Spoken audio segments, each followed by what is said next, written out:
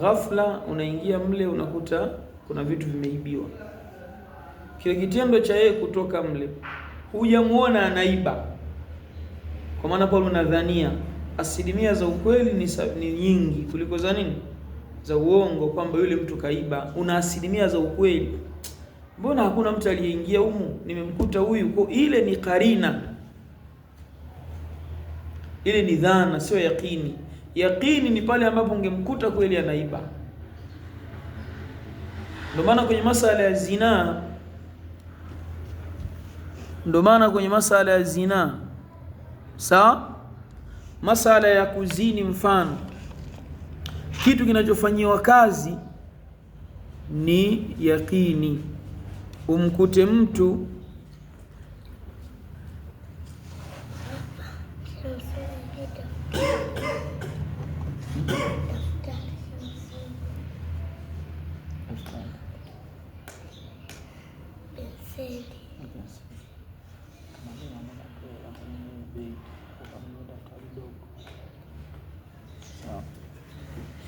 si mnanielewa vizuri?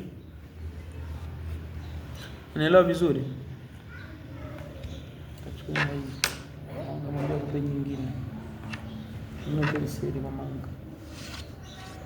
Mnanielewa vizuri kwamba katika masala ya zina sinatakuwa na mashahidi 4 waliona kitendo kikiwa kinafanyika, ile ndio yakini. Sasa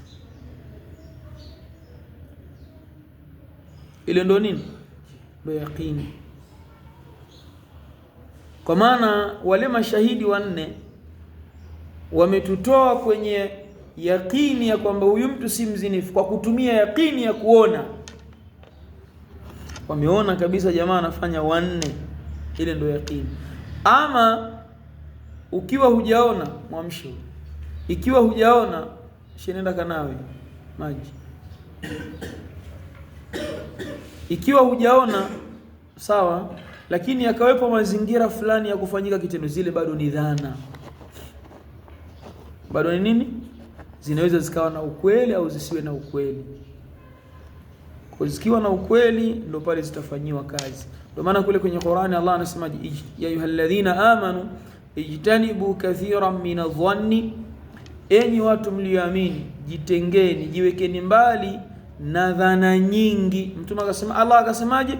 Inna ba'dha dhanni ithmun, baadhi ya dhana ni madhambi. Hizi baadhi ya dhana ambazo ni madhambi ni zile dhana ambazo hazijaungana na ushahidi. Ni mambo ya kumdhania tu mtu, huyu jamaa bwana mbona anapendeza sana, huyu anakula hela, huyu jamaa mbona bwana amenenepa sasa hivi na kitambi. Mambo ya dhana zile. Lakini dhana zenye ukweli lana ndo zile Allah alisema inna ba'dha dhanni ithma, baadhi ya dhana ni madhambi, kumdhania mtu pasi na ushahidi. Na hizi ndio maana akasema baadhi, maana yake ziko nyingine ambazo sio nini, sio madhambi, zile ambazo zina ushahidi. Tuelewana vizuri? Kwa kama unafanyia kazi dhana, lazima uwe na dalili na ushahidi juu ya jambo hilo. Kwa kule Allah aliposema inna dhanna la yughni min alhaqi, dhana haisaidii chochote katika haki, ni dhana isiyokuwa na dalili. Kwa unadhania tu mambo. Tumeelewana ikhwan? Asalamu famili huku imekaja ya famu, nakuta mtu yuko isakati mauti, kwa mpigwa na sumu, ndio unakuja kuingia hivi anakufa, zile lenzi za macho nakumulika wewe, wapelelezi wanakuja kufuatilia, anakuta ni wewe ulikuwa kwenye tukio. Kama unapewa kesi ya kwamba umeua, si ndio? Katika masala ya uchunguzi wa kesi, sidhani kama wanatumia dalili moja katika kuchunguza. Ziko dalili nyingi. Kuna lenzi hizo za macho nini, lakini pia kuna fingerprint, kuna vidole, umeona, labda wewe umemshika mtu yule au umeshika silaha wakati unaua. Kuna vitu ambavyo wanavitazama vingi. Kwa hiyo katika mahakama mfano za Kiislamu, ni kweli kuna ushahidi ambao huwa unatumika, sawa, lakini mfano ushahidi kama wa video haukubaliki katika Uislamu,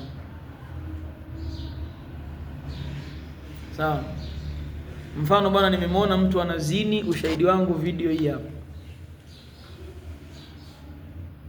haikubaliki, sawa, haifanyi, haikubaliki katika Uislamu, kwa sababu kuna video inaweza kutengenezwa,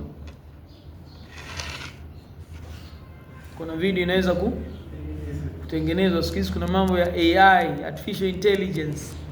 Watu wanaweza wakaichukua picha yako wakaitengenezea video, inaruka, inacheza vile vile kama wewe, yani umevaa na kanzu yako, unaruka unacheza, kumbe sio wewe. Kwa hiyo katika mahakama za Kiislamu ushahidi huo pia unatazama, haufanyiwi kazi moja kwa moja. Unaweza ukaangaliwa pia, yani unatazama, si kwamba hapa labda unafanyiwa kazi katika hizi mahakama za kitawaghuti, lakini katika Uislamu lazima kuwe na yani na vitu vingine pia ambavyo vinaangaliwa, lazima kuna mazingira mengine ambayo yanaangaliwa. Lakini kama utapatwa na hiyo, basi itakuwa ni mtihani. Sasa Allah amekupa mtihani, Allah amekupa mtihani katika jambo hilo. Nadhani tunaelewana ndugu zangu. Twende katika kaida nyingine, tusome kaida nyingine. Wal aslu fi miyahina at-tahara